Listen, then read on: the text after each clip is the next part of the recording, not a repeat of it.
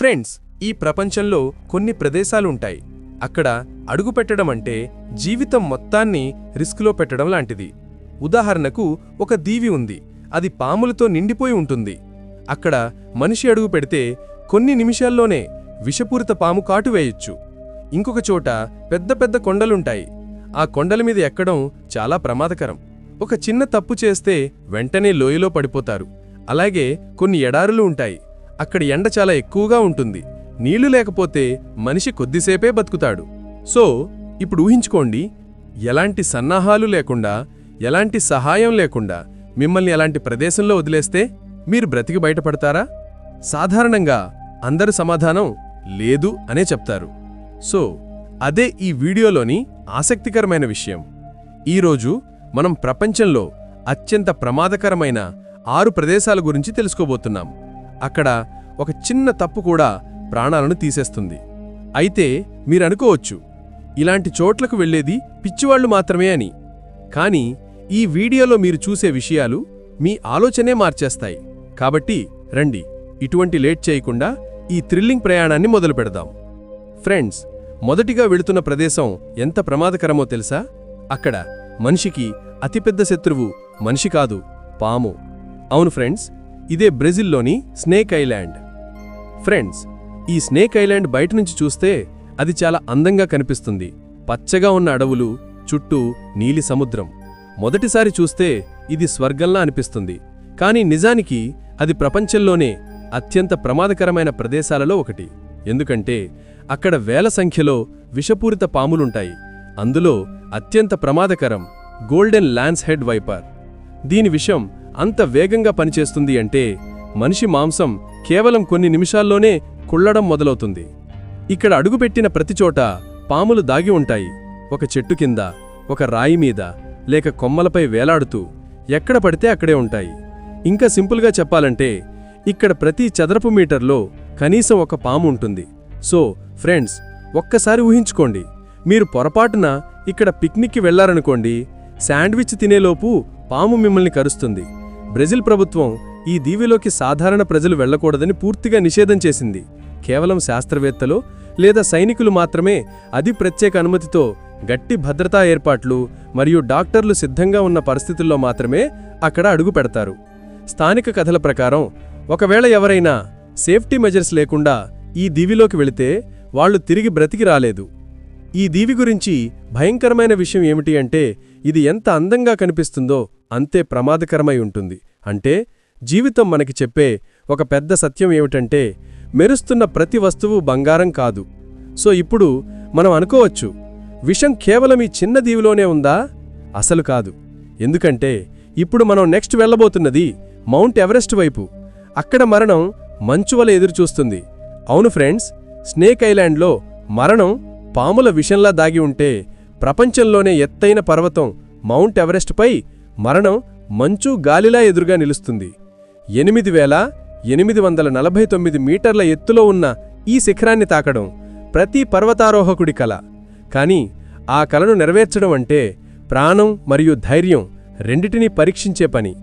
ఈ ఎత్తులో గాలి లోపల ఆక్సిజన్ చాలా తక్కువగా ఉంటుంది. ఈ ప్రాంతాన్ని డెత్ జోన్ అని పిలుస్తారు. ఇక్కడ మనిషి శరీరం క్రమంగా పనిచేయడం ఆపేస్తుంది. -16 డిగ్రీల కంటే తక్కువ ఉష్ణోగ్రత, మంచు తుఫాన్లు, ఆకస్మిక హిమపాతం, ఇవన్నీ ఎవరినైనా క్షణాల్లోనే ప్రాణాలు కోల్పోయేలా చేస్తాయి. అత్యంత భయంకరమైన విషయం ఏమిటంటే, ఈ మార్గంలోనే చాలామంది పర్వతారోహకుల గడ్డకట్టిన మృతదేహాలు కనిపిస్తాయి. వాళ్లు తమ కలను నెరవేర్చే ప్రయత్నంలో అక్కడే శాశ్వతంగా ఆగిపోయారు. వీరిని ఎవ్వరూ తీసివేయరు, ఎందుకంటే ఆ ఎత్తులో రక్షణ దాదాపు అసాధ్యం.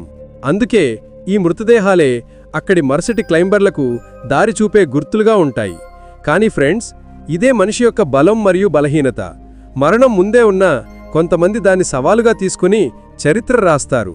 ప్రతి సంవత్సరం వందలాది మంది పర్వతాన్ని ఎక్కి శిఖరంపై జెండా ఎగురవేస్తారు.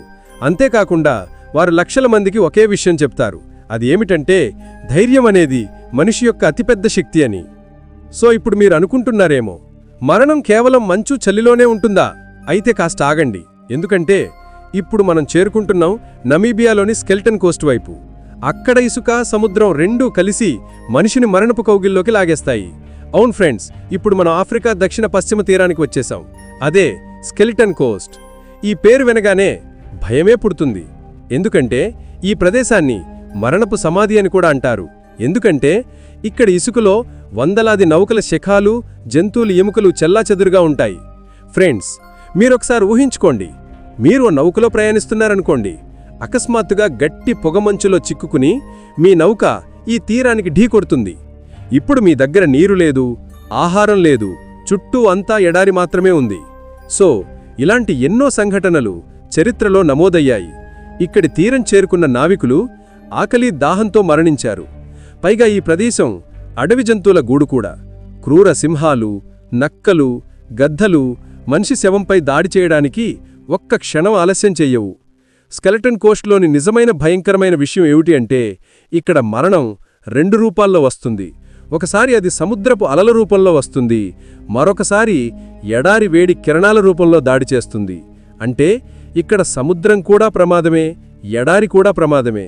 అందుకే స్థానికులు ఈ ప్రదేశాన్ని land God made in anger అని పిలుస్తారు. దానికర్థం దేవుడు కోపంతో సృష్టించిన భూమి.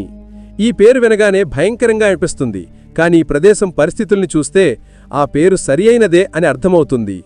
సో మీరిప్పుడు అనుకోవచ్చు, మరణం అంత ఎండిపోయినట్టు, పాడైపోయినట్టు ఉంటుందా? అయితే దీనికంటే నిజమైన నరకం ఎలా ఉంటుందో తెలుసుకోవాలంటే, అందుకోసం మనం ఇప్పుడు ఇథియోపియాలోని డానకిల్ ఎడారి వైపు వెళ్ళాలి. ఎందుకంటే ఇక్కడ భూమి తానే అగ్నిలా మారి మనిషి శ్వాసను లాక్కుంటుంది. ఫ్రెండ్స్, స్కెలిటన్ కోస్ట్ ఇసుకల నుంచి బయటపడి ఇప్పుడు మనం చేరుకున్నాం భూమిపై నరకంలా అనిపించే ప్రదేశానికి. అదే డానాకిల్ ఎడారి. ఇది అంత ప్రమాదకరంగా ఉండటంతో శాస్త్రవేత్తలు దీన్ని గేట్వే టు హెల్, అంటే నరకానికి గవాక్షం అని పిలుస్తారు. ఇక్కడ వేసవిలో ఉష్ణోగ్రత 50 డిగ్రీ సెల్సియస్ పైకే కాదు, కొన్నిసార్లు మరింత ఎక్కువ అవుతుంది. నేలమీద రంగురంగులుగా కనిపించే వసంతాలు ఉంటాయి, కానీ అవి విషపూరితమైనవి. వాటి నుంచి నిరంతరం సల్ఫర్ వాయువులు, ప్రమాదకరమైన విషగాళ్లు బయటపడుతూనే ఉంటాయి. ఊహించండి, ఒకవైపు ఉడికిపోతున్న లావా, మరోవైపు ఆమ్లం లాంటి చెరువులు, పైగా ఎండలో మండిపోతున్న గాలి. ఇవన్నీ కలిపి మనిషి శ్వాసనే ఆపేస్తాయి. ఇక్కడ బ్రతకడం కేవలం కష్టం కాదు, దాదాపు అసాధ్యం. సరైన రక్షణ పరికరాలు, ఎక్కువ నీరు లేకుండా ఒక మనిషి కొన్ని గంటలకు మించి బతకలేడు. అయితే ఇక్కడ ఆశ్చర్యకరమైన విషయమేమిటంటే, ఇంత భయంకరమైన ప్రదేశంలో కూడా కొంతమంది స్థానికులు ఉప్పు తవ్వకాలు చేస్తారు. వారు ప్రతిరోజు ఈ ఎడారిలోకి వెళ్లి ఉప్పు తవ్వి తమ జీవనోపాధి సంపాదిస్తారు. మనం 5 నిమిషాలు కూడా నిలబడటం కష్టమని అనుకునే ప్రదేశంలో వారు గంటల తరబడి పనిచేస్తారు. ఇదే మనిషి ధైర్యానికి, బలానికి సాక్ష్యం. కానీ స్నేహితులారా, మీరు అనుకుంటున్నారేమో డానాకిల్ డెజర్ట్ కంటే వేడి, ప్రమాదకరమైన ప్రదేశం ఉండదని. అయితే మీరు తప్పు. ఎందుకంటే ఇప్పుడు మనం వెళ్లబోతున్నాం అమెరికాలోని డెత్ వ్యాలీకి. అక్కడ భూమి ఒక అగ్నిపర్వతంలా ఉంటుంది. అంతేకాకుండా అక్కడ నుండి వచ్చే వేడి మనిషిని క్షణాల్లోనే బూడిద చేస్తుంది. ఇప్పుడు మనం డెత్ వ్యాలీకి వస్తున్నాం. డెత్ వ్యాలీ అనేది అమెరికాలో ఉన్న ఒక ఎడారి ప్రాంతం. ఇది భూమిపై ఉన్న అత్యంత వేడిగా ఉండే ప్రదేశాల్లో ఒకటి. 1913లో ఇక్కడ 56.7 డిగ్రీ సెల్సియస్ ఉష్ణోగ్రత నమోదైంది. ఆ స్థాయి వేడి మనిషి శరీరాన్ని కొన్ని గంటలలోనే నీరు కోల్పోయేలా చేస్తుంది. ఫలితంగా డీహైడ్రేషన్ లేదా హీట్ స్ట్రోక్ వల్ల మరణం సంభవించవచ్చు. ఈ ప్రదేశం చాలా పెద్దది. చుట్టూ ఎండిన నేల, రాళ్లు, ఇసుక తప్ప ఇంకేం కనిపించదు. నీటి ఒక్క చుక్క కూడా దొరకదు. అందుకే ఇక్కడికి వెళ్లేవారు తమతో ఎక్కువ నీరు తీసుకెళ్లాలి, లేకపోతే బ్రతకడం అసాధ్యం. ఇంకా డెత్ వ్యాలీ ప్రమాదం కేవలం వేడిలోనే కాదు. కొన్నిసార్లు అకస్మాత్తుగా ఇసుక తుఫాన్లు వస్తాయి.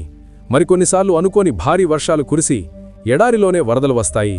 అంటే ఇక్కడ మరణం అనేక రూపాల్లో వస్తుంది. ఇక్కడ వేడి ఎంత ఎక్కువగా ఉంటుందో తెలుసా? స్థానికులు సరదాగా చెబుతారు, ఒక గుడ్డు నేలపై వేసినా అది అక్కడే వేడితో కాలిపోతుంది అని.